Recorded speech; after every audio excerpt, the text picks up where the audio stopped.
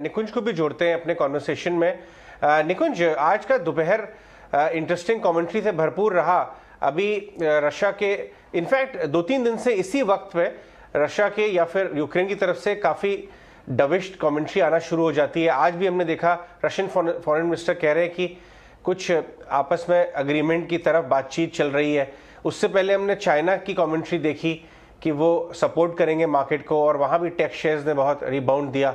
यहाँ भी take shares पे कुछ रब ऑफ देखा। आपकी नज़र इस समय कहाँ पे है और किस तरह से आप देख रहे हैं ये सब जो एलिमेंट्स ऑफ कमेंट्री आ रही है ओवरसीज से?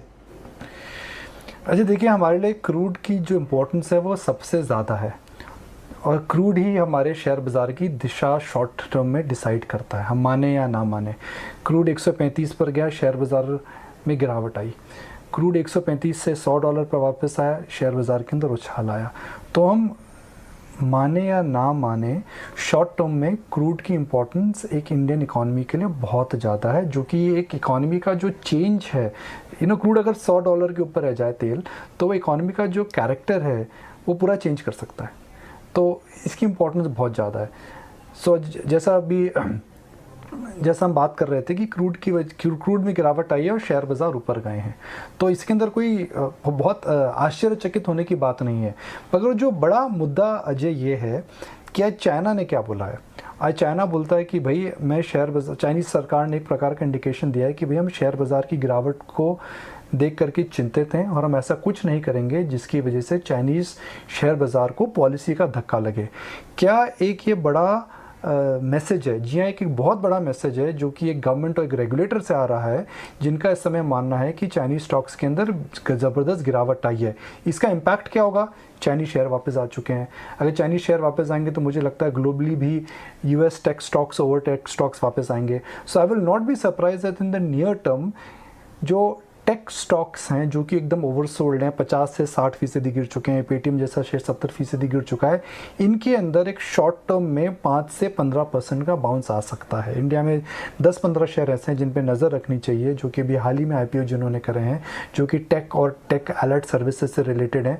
मुझे लग रहा है उन सभी कंपनियों में अगले 12 से 48 घंटे, 48 से 3 दिन तक, 2 से 3 दिन तक उन पे नजर। इनफैक्ट कुछ अभी कमेंट्री आ रही थी गवर्नमेंट की, वो बता रहे थे कि कौन से सेक्टर्स इस यूक्रेन मामले में एक तो इमीडिएट रिएक्ट कर सकते हैं और थोड़ा near term second third degree reactions आ सकते हैं। तो गवर्नमेंट के कुछ फ्लैशेस आ रहे थे कि फार्मा, टी और कॉफ़ी एक्सपोर्ट्स में थोड़ा धक्का लग सकता है इंडिया को, मरीन एक्सपोर्ट्स भी इम्पैक्टेड हो सकते हैं।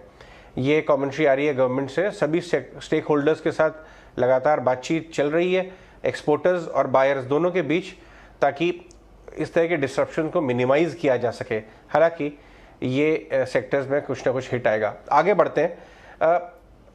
ज्योति, आज सुबह हमने देखा कि इकोनॉमिक टाइम्स ने 40 बड़े कॉरपोरेट से MD CEO लेवल के लोगों से एक कॉरपोरेट सर्वे किया, और उस सर्वे का आउटकम ये आ रहा है कि 75% अभी भी ये मानते हैं कि ग्रोथ काफ़ी हेल्दी रहेगी, और ये यूक्रेन वॉर के सिलसिले में उनको अपने लॉन्ग टर्म प्लान चेंज नहीं करने पड़ेंगे, चाहे वो कैपेक्स हो।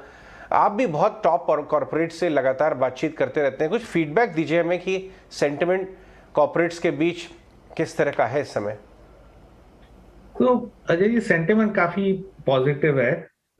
कई साल बाद है ना, सबको लग रहा है कि कैपेसिटी यूटिलाइजेशन बढ़ रहा है और सब लोग अब कैपेक्स करने का सोच रहे हैं। यदि अपने हिस्ट्री में जावे तो 2003 से 8 में कैपिटल एक्सपेंडिचर बहुत बढ़ा था इंडिया में, हर एक कॉर्पोरेट कैपेसिटी बढ़ा रहा था। उसके बाद में अगला 10-12 साल कोई भी कैपेसिटी इंक्रीज का सोचना बंद कर दिया था।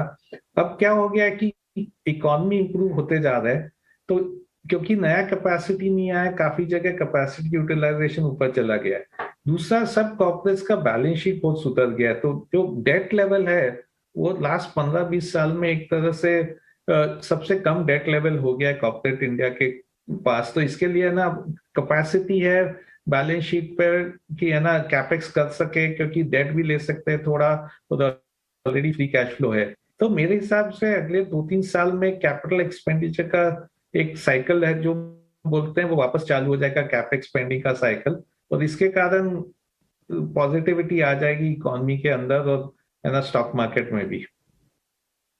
ऑलराइट, साथ ही मिस्टर ज्योति, क्योंकि जिस तरह से हम देख रहे हैं कि अब चाइना का एक अटेम्प्ट हो रहा है कि वो अपनी मार्केट्स को स्टेबल रखे, फॉरेन लिस्टिंग्स को सपोर्ट करे, आपको लगता है कि यहाँ पर इस सारे मूव से कहीं ना कहीं हमारे यहाँ न्यू एज स्टॉक्स हो, फिनटेक स्टॉक्स हो, वहां पर एक बाउंस बैक या फिर वहां पर एक रिवाइवल दिख सकता है?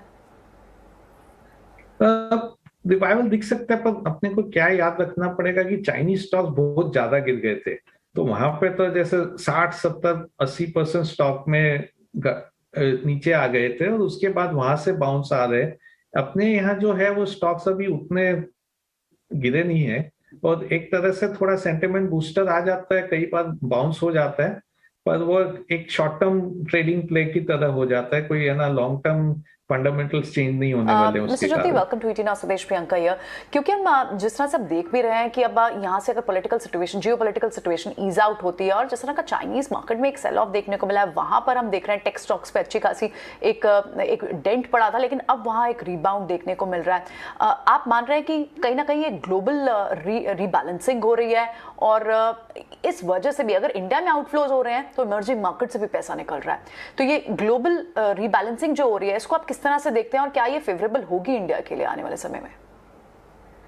हाँ प्रियंका, तो इसमें 2-3 चीज है। तो एक तो ना, जब भी इंटरेस्ट रेट बढ़ता है तो इमर्जिंग मार्केट से पैसा बाहर निकल जाता है, लोग वापस है ना यूएस की तरफ चले जाते हैं।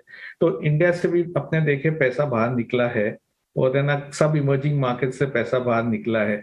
दूसरा है कि लोग चाइना पे काफी ओवरवेट थे और चाइना में काफी सबको माल लगाए। अपने देखे हैंगसेंग इंडेक्स भी वो एक तरह से प्री कोविड लो पे आ गया था कल तक।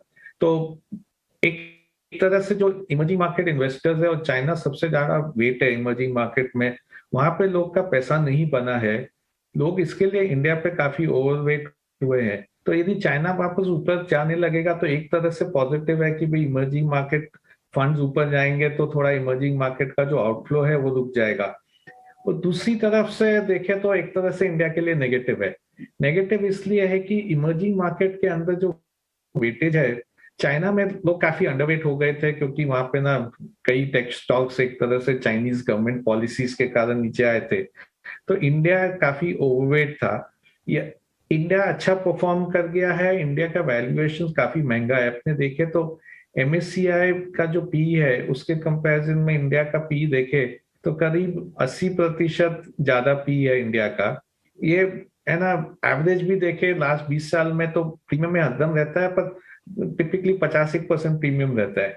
तो एक तरह से हो सकता है कि इमर्जिंग मार्केट के अंदर लोग बोले कि इंडिया से थोड़ा पैसा निकाल के अब चाइना में डाल रहे हैं क्योंकि चाइना स्टेबलाइज हो गया है, काफी है ना मार्केट्स काफी खराब किए हैं तो काफी सस्ता भी है और इंडिया है ना काफी महंगा है, तो एक बार इंडिया के से निकाल ले।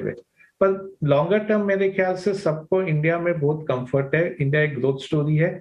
इंडिया का ग्रोथ अगला 5 साल में GDP 7 से 8% ग्रोथ होना चाहिए, अर्निंग्स है ना 5 साल में डबल हो जाना चाहिए।